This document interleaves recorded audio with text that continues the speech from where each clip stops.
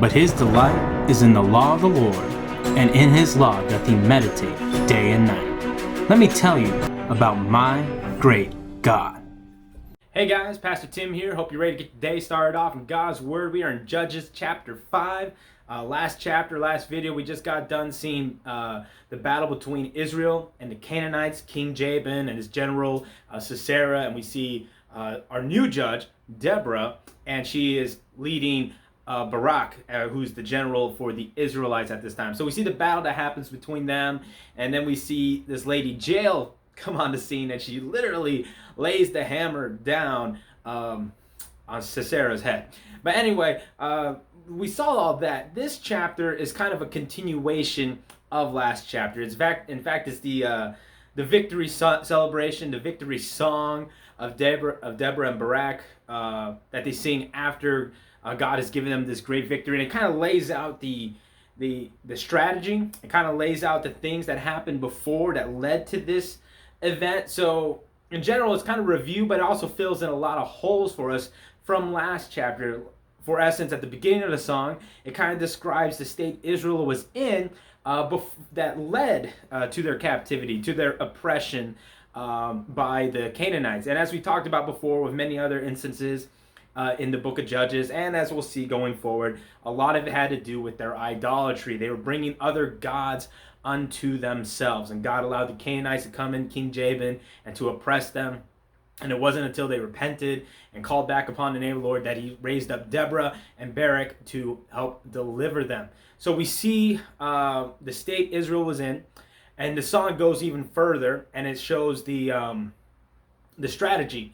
Not just the strategy that Deborah told Barak to employ, but the providential strategy that God allowed these things to happen, or that God made to happen. So the battle itself took place in the plains of Megiddo by the Kishon River, and the Canaanites, they had a lot of chariots of iron. This gave them a great military advantage for the most part in all the battles that they had up until this time. So they probably thought that having these chariots of iron were going to give them the victory quite easily against the Israelites. In fact, I think in the song, there's a point where Deborah sings the fact that they couldn't find like a shield or spear or sword amongst like 40,000 Israelites. They were not, set up for war. They were not set up for battle necessarily, but the Canaanites with their chariots of iron, they definitely were set up for military victory. But God allowed a great storm to come in to the plains at that time before the battle, and the snow melted and came down into the river, and it just made the plains almost very much like a swamp. And this kind of was the disadvantage then for the Canaanites, because their chariots could not move. They were trapped, and so what they thought was their strength became their weakness, and this is what helped lead the Israelites to victory that day. So we see the providential strategy, we see the spiritual state that Israel was in that allowed them to get into this situation, and then we see the deliverance ultimately by the hands of God. The storm that he brings, and then he not by the hands of Barak but by the hands of Jael. Just kind of a review of what happened in the last chapter. She kills Sisera, the general of the Canaanites at that time, by driving the hammer, not the hammer, that would be even more intense. No, by driving the tent stake through his head.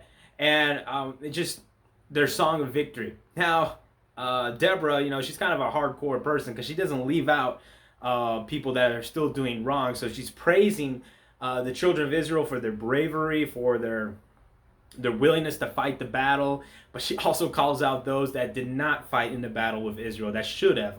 She's like, I'm calling out you, Dan, I'm calling out you, Asher, these tribes that for some reason they did not want to come help their brothers against the Canaanites. They stayed where they were at, whether it was because they were scared or they just didn't care. Obviously wasn't a good look, and Deborah made sure that they knew it. And that's pretty much what the chapter is. It's just a song of victory that God has given them. If there's a main thing for me out of this chapter, is that the providential things that God allowed to happen, the great storm and the snow melting, just to kind of take the strength of the world, or of Canaan, that they thought they had with the chariots of iron, and turn it into their weakness. And it kind of reminds me that, hey, you may be facing battles in your life as well. The world and the opinions of this world may seem too great, and powerful for you to overcome. But with God on your side and your faith in God, he can take those strengths that the world thinks they have and turn it into their weakness as well, much like with the Canaanites. Anyway, I hope you guys have a great day. Take what you learn, take what you're getting out of God's word, and tell somebody about it today. Stay safe, stay healthy. God bless.